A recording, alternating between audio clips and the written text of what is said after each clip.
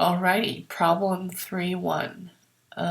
So now we've started on the whole life insurance chapter. One thing you might notice about this book pretty quickly is you will notice that the non-life insurance exercises in chapter 4 are kind of harder than the life insurance exercises in chapter 3.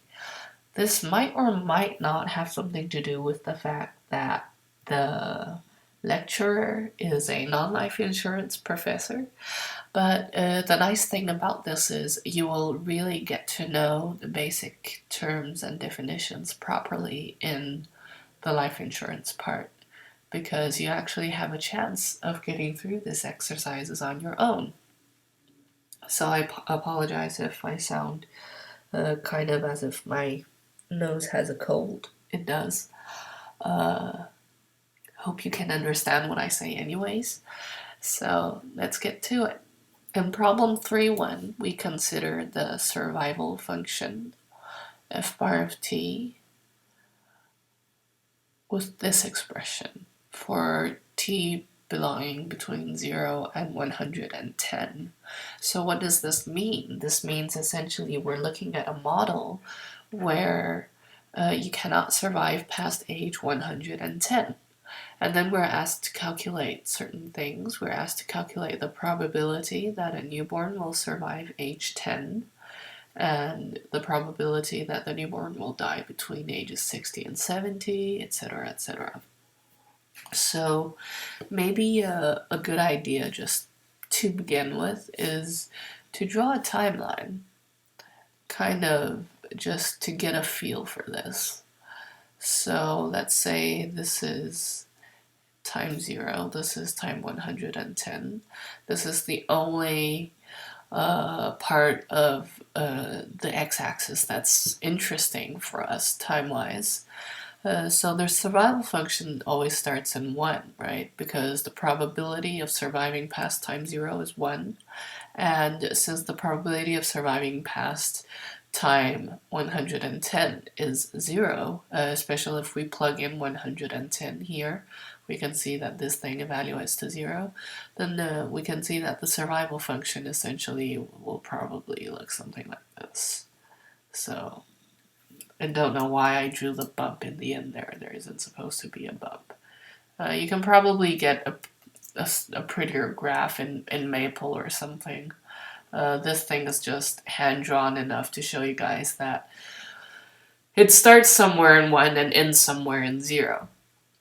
So we want the probability that a newborn will survive age 10. So let us just refresh the notation that we use in chapter 3. T is what we call lifetime of a newborn.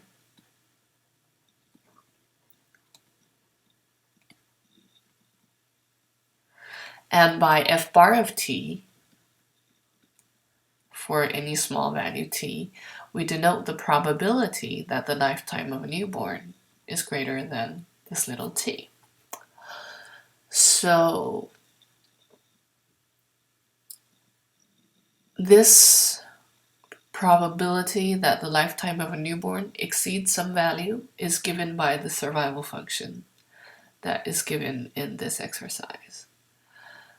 Now there's also another way, another kind of notation that we use for this, which is the survival probability of a 0-year-old for the next t years. And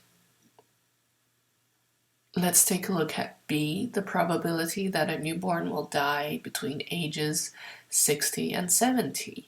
Now, another thing that's quite interesting here, now we're just kind of just like writing up the formulas and getting reacquainted with the notation from chapter 3. So if we consider, for example, the probability that someone will die between ages something and something, then it's something like this. It's the probability that the lifetime of a newborn will be between, for example, A and B. Not exactly sure exactly where this turns up in the book, but it shows up somewhere in chapter 3. And this thing, we can think of it two ways. if we look at a timeline up here, for example, so we want to look at the probability that someone survives past time A and does not survive past time B. So what does that mean? That means that we look at the total probability that the person survives time A, and we remove the part where the person survives time B. So that corresponds to being the probability that the person survives time A minus the probability that the person survives time B. Alternatively, we could have written something like the probability that a person dies before B minus the probability that T is smaller than or equal to A. So that would be kind of the opposite way to go, but since we're given the survival function here, we prefer to work with greater than signs. So this is the survival function in A minus the survival function in B. So that's also a good one to just keep for your formula box. Then we have another one here. We have C, the probability that a 20-year-old will survive age 40. So that's kind of something like the probability that that given T is greater than something, so given T is greater than X, for example, the probability that an X-year-old will survive the next T years, so that that person will survive the age X plus T. If you take a look in the book, I'm not going to tell you where this is because you really need to get to know the book by now, but try to look around in the beginning of chapter 3 and you'll find that the conditional survival probability, so this is what we call the conditional probability of survival, also called TPX. So this is also called TPX. This is given by, well, we take the joint probability of this event and this event, or not joint probability, we take the probability of the intersection of this event and this event. And clearly this event, the first event, is a smaller event that is contained in this event. So that is given by the probability that X that the lifetime is greater than X plus T divided by the probability of the event we condition on, which is the probability that T is greater than X. And this is equal to, well, just in the survival probability terms, this is F bar of X plus T divided by F bar of X. And that's yet another really nice formula for the formula box.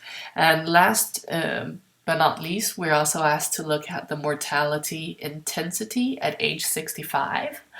So also take a look at that. Like, what happens if you seek out mortality intensity in chapter 3?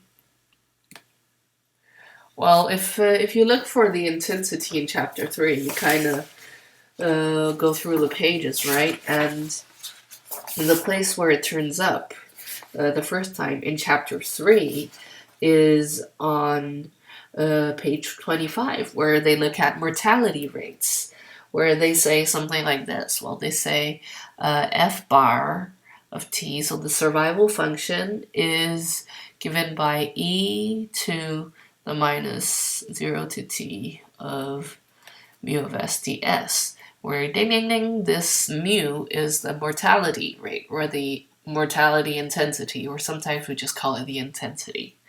Now, this concept is not entirely new to you, because we also encounter the mortality intensity, or the mortality rate, in chapter 2 under the name hazard rate. Now, what we have here is a formula for how you find the survival function based on the mortality intensity. What does this exercise ask us to do? It asks us to find the mortality intensity at age 65, and the thing that we have is the survival function. So what that means is we want to go the other way around.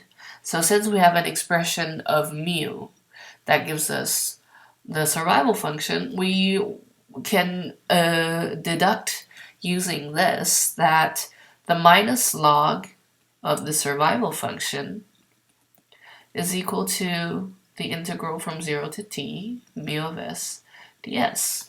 And from the fundamental theorem of calculus, this leads us to the fact that minus the derivative of log of f bar of t is equal to mu of t. Now, this is actually also something that we do get in chapter 2 in the section on hazard rates. If you have the 2015 version of the book, you can see that on page 20, I think, in the beginning of page 20. They do actually tell us this. But now we have written this up in our own terms. So this means that we have all the formulas ready and to go for exercise 3.1. So in the next part, let us take a look at the solutions of this exercise.